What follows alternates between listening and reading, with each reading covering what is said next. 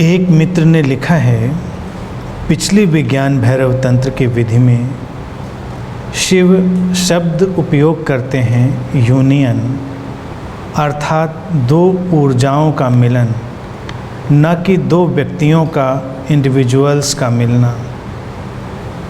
Sexual act में इतना excitement होता है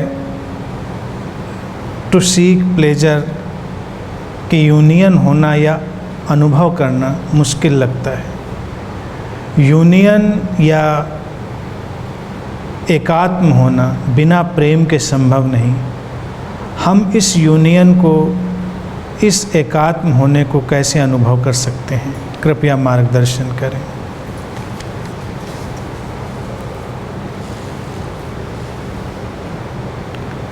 शिव की ये विधि प्रेमियों के लिए है, लवर्स के लिए है। और जब वो मिलन, यूनियन या ऐसे शब्दों का उपयोग करते हैं तो शिव पहले से ही मान कर चल रहे हैं कि हम दो प्रेमियों से बात कर रहे हैं, इसलिए वो इन शब्दों की कोई व्याख्या नहीं करते, उन्हें एक्सप्लेन नहीं करते।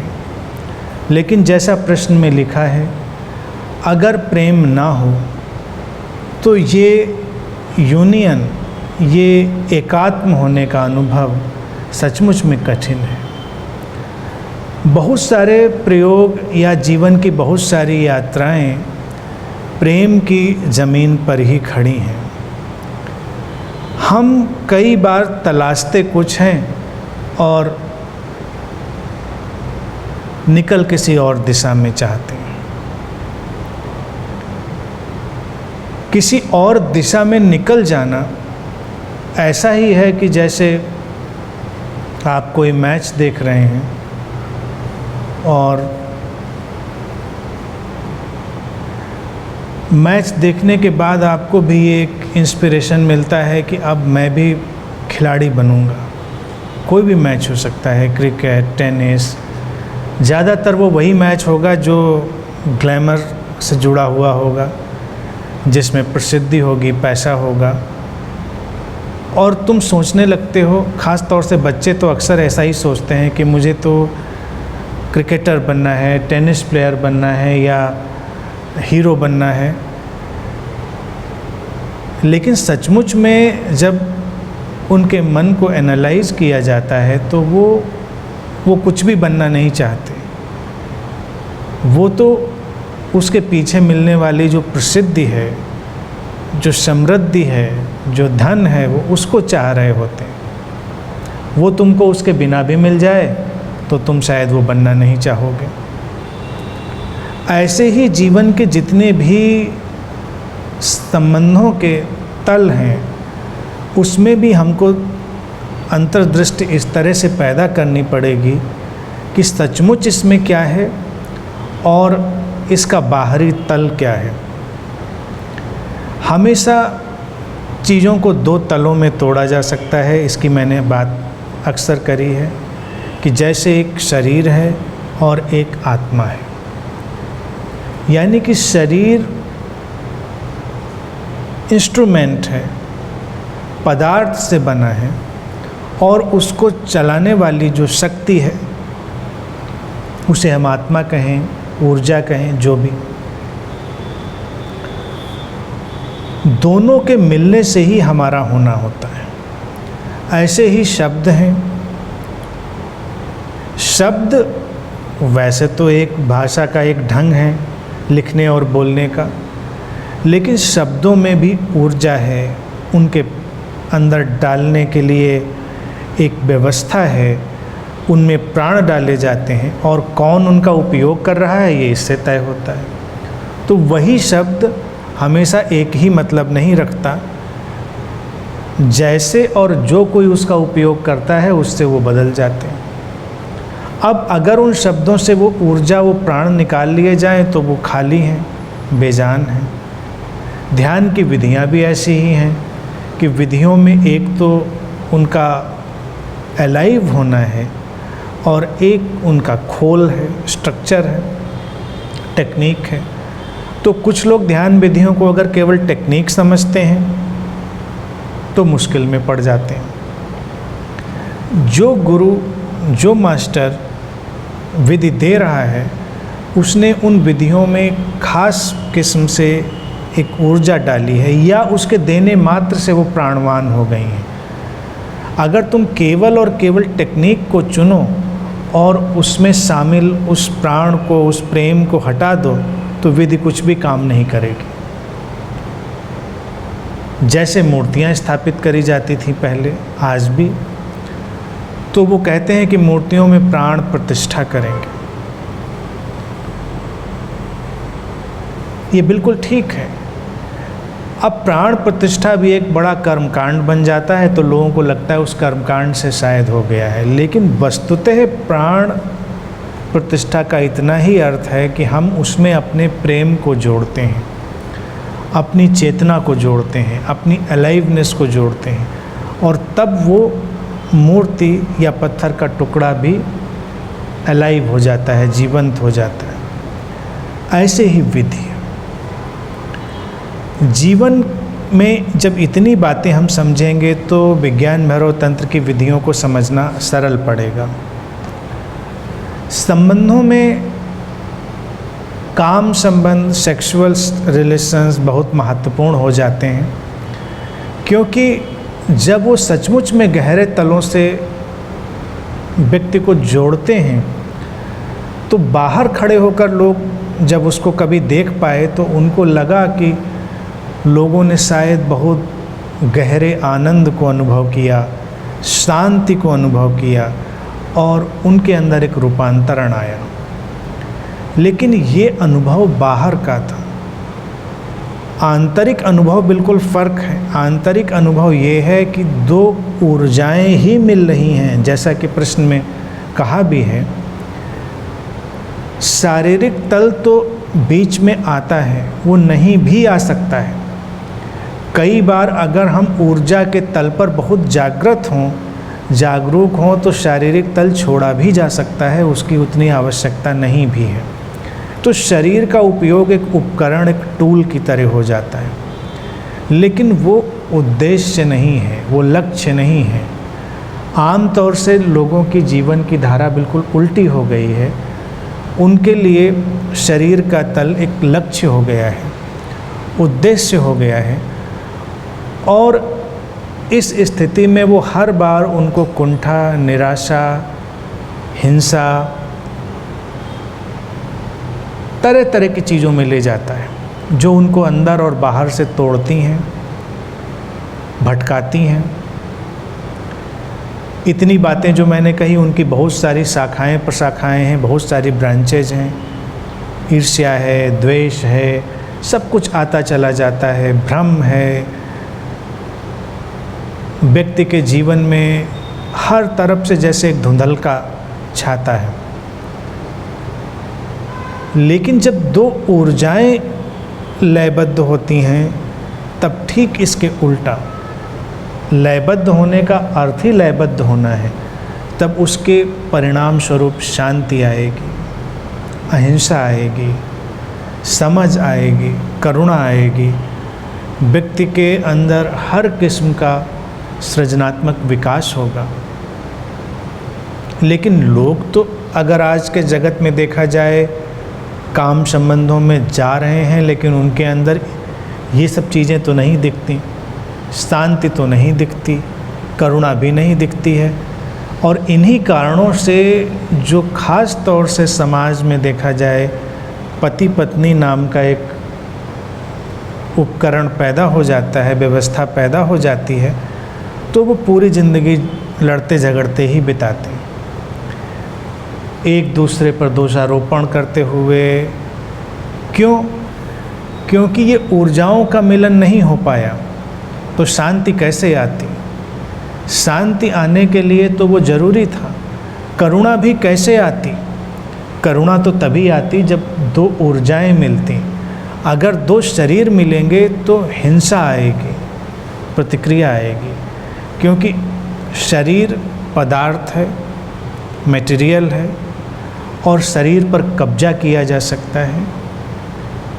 शरीर का कब्जा छीना जा सकता है, तोड़ा जा सकता है, इसीलिए लोग पॉजिटिवनेस में ज़्यादा से ज़्यादा चलते चले जाते हैं।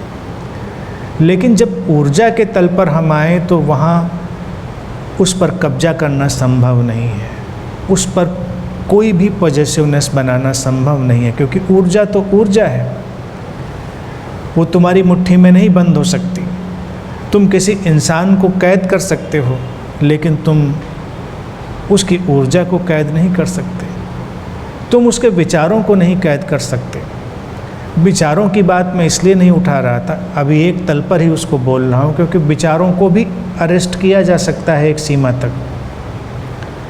ख़ास तरह से अगर विचारों के ऊपर काम किया जाए, जैसा कि समाज में होता भी है, ख़ास किस्म की कंडीशनिंग व्यवस्थाएं, तो विचार भी लोगों के सीमित किए जा सकते हैं।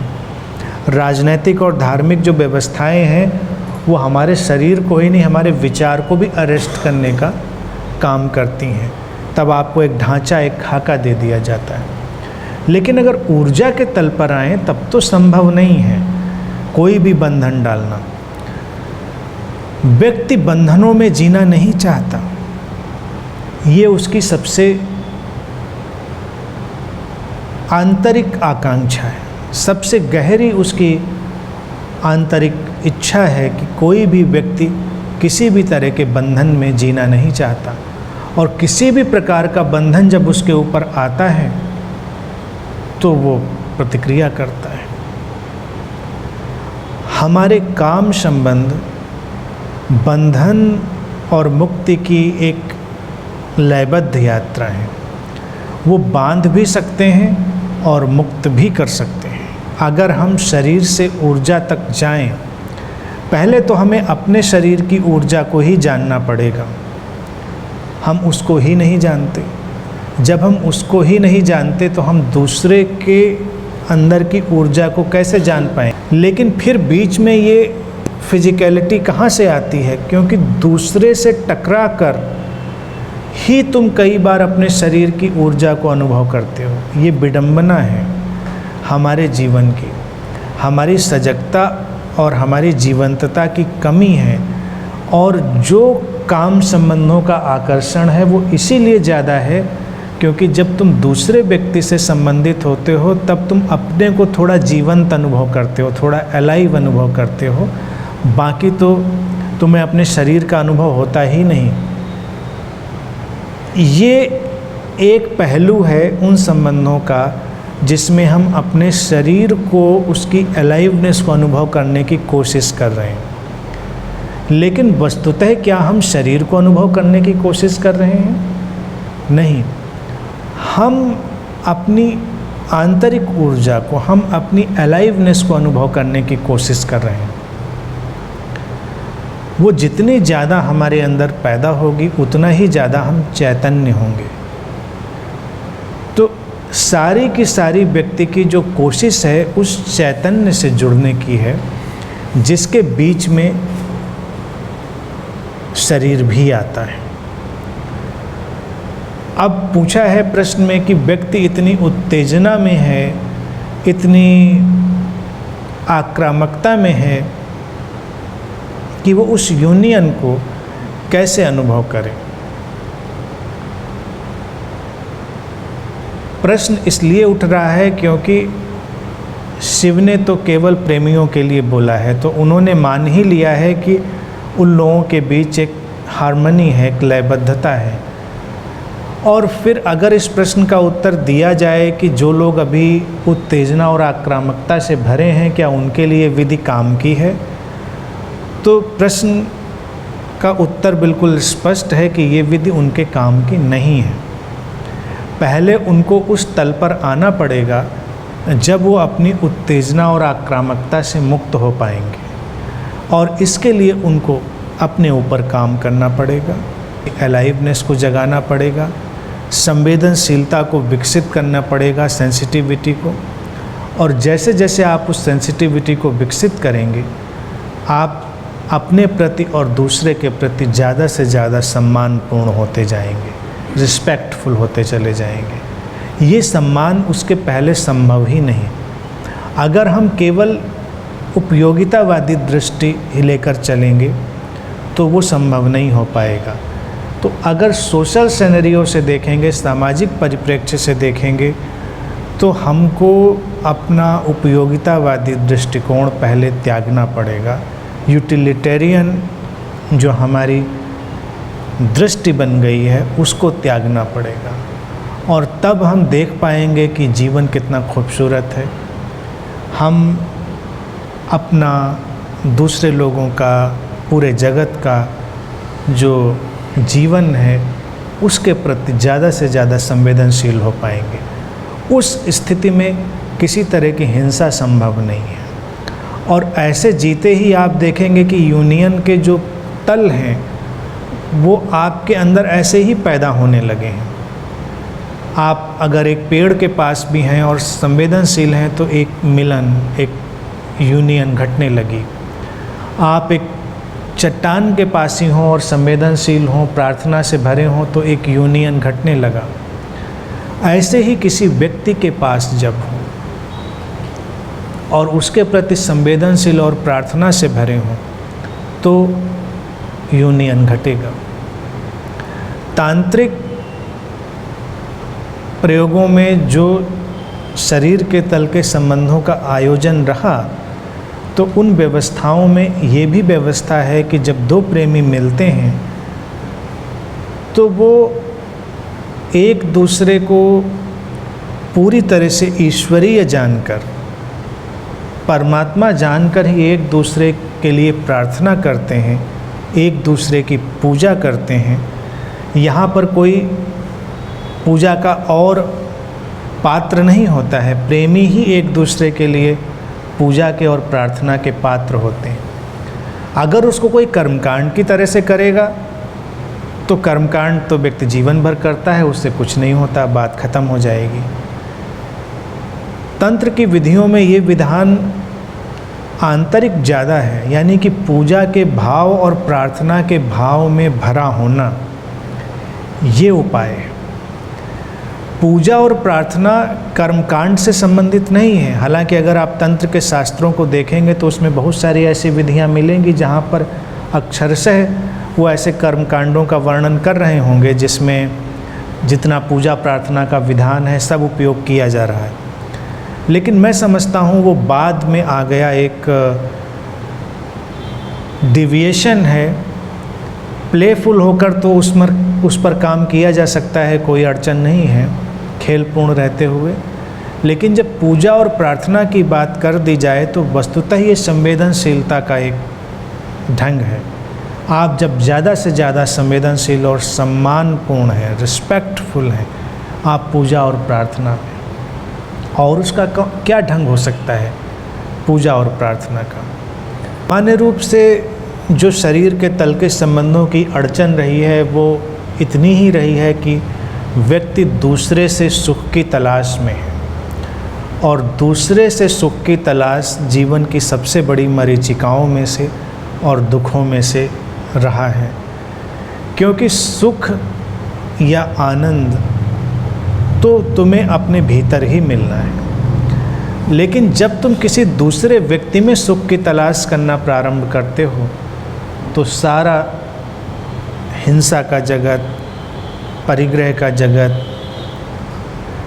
सारा का सारा जगत जो बांधने वाला है वो प्रारंभ हो जाता है।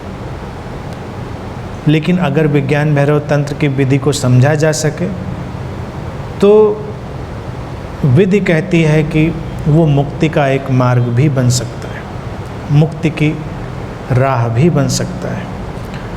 और तब प्रेमी प्रेयसी एक दूसरे के लिए ईश्वरीय हो जाएंगे, दिव्य हो जाएंगे।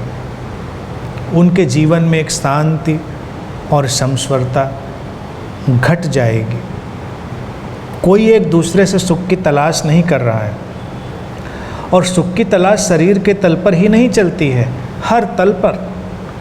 शरीर तो शुरू होता है, शरीर तो बस एक ऐसा सिंबल है जो केवल सिंबॉलिकली रास्ता बनाता है, फिर उसके पीछे पीछे सब कुछ चला आता है।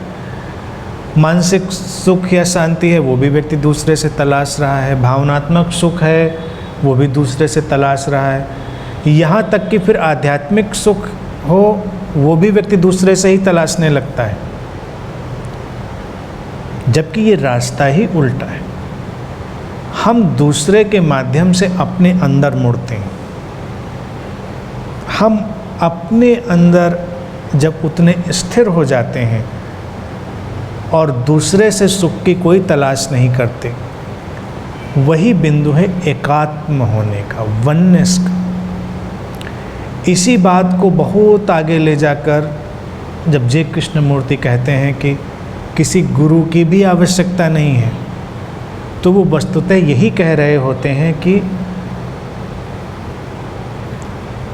गुरु को अगर हम ऐसे देखेंगे कि वो हमको कुछ ऐसा देने वाला है जिससे हमारे अंदर रूपांतरण हो जाएगा या हमारे अंदर शांति आ जाएगी, तब चूक होगी। गुरु तो उपाय बनेगा, उपाय बनेगा, माध्यम बनेगा और फिर वननेस घट जाएगी। अब इसी बिंदु पर फिर लोगों के अंदर एक अड़चन होती है कि तो क्या करेंगे फिर, गुरु को छोड़ें, उस झंझट में ही ना पड़ें, उधर जाएं नहीं, देखना ही नहीं उधर। लेकिन कृष्णमूर्ति ये बात नहीं कह रहे हैं, वो कह रहे हैं वननेस घट जाएगी। वो जो फिनोमेना है सेपरेशन का, वो डिसअपीयर हो जाएगा। तुमको दूसरा दिखाई नहीं देगा। तुमको दूसरा दिखाई दे रहा है इसलिए ही तुम अड़चन में हो, क्योंकि जब तुमको दूसरा दिखाई देगा तुम दूसरे से कुछ पाना चाहोगे। लेकिन तुम इतने गहरे प्रेम में गुरु के पास हुए कि वो दूसरा नहीं रहा, तो तुम्हारे अंदर पाने की भावना भी नहीं रही, और जब पाने की भावना भी नहीं रही तो जो था वो सब टोटलिटी में था। अगर वो बोध था तो तुम्हारे लिए भी था, उसके लिए भी था। प्रेमी प्रेयसी के साथ हम ये बात नहीं लगा पाते हैं, उसमें अड़चन होती है कि जैसे गुरु के संदर्भ में बात लग जाती है कि अगर बोध मिल जाए तो ये छोड़ा जा सकता है। कई बार लोग मेरे पास भी आते भागते रहते हैं, उनको लगता है शायद भागने से कुछ उपाय मिल जाएगा, फिर कभी लगता है उनको आने से उपाय मिल जाएगा। उपाय नहीं मिलता। प्रेमी प्रेयसी के संदर्भ में भी अगर बात करें कि तुमको प्रेम उपलब्ध हो गया तो तुम छोड़कर भागते तो नहीं, छोड़कर भाग जाते। तुमको बस मैं तो प्रेम पूर्ण हो गया, अब तुम अपने घर जाओ, मैं अपने घर जाता हूँ। क्या ज़रूरत साथ में रहने की, भी क्या ज़रूरत। तुम अपने रास्ते चलो, हम अपने रास्ते चलते। लेकिन प्रेम उपलब्ध होने के बाद भी तुम साथ होते हो, क्योंकि वो साथ होकर भी प्रेम और समृद्ध होता है। जो दो होने की भावदशा है वो टूटती है, बस इतना। प्रेम सचमुच में घटा, वो वही बिंदु होता है या वही घड़ी होती है जब तुम्हारे अंदर दो होने का भाव टूटता है, तुम एक ही लय में आ जाते हो। गुरु शिष्य की यात्रा में भी, जो कि इसी प्रेम की अंतिम यात्रा है, अंतिम यात्रा वो वाली नहीं, राम नाम सत्य वाली, द लास्ट जर्नी, जहाँ पर तुम अपनी परिपूर्णता को, फ्लावरिंग को उपलब्ध होते हो। वहाँ पर एक दिन सुनते बैठते, उसके साथ आते जाते, अचानक तुम्हारे अंदर से वो सेपरेशन गिर जाता है, वो विभाजन गिर जाता है। बस उसी दिन गुरु मिट जाता है, उसी दिन उसकी ज़रूरत नहीं रहती। ऐसा ही जगत है। विधि हमको वहीं तक ले जाने की कोशिश है, और चूँकि शरीर के तल से विधि बात कर रही है तो वो बस इतना ही कह रही है, ज़्यादा से ज़्यादा अलाइव, जीवंत, सेंसिटिव, संवेदनशील बने, और फिर हम उस यूनियन को, उस ऊर्जा को अनुभव कर पाएंगे।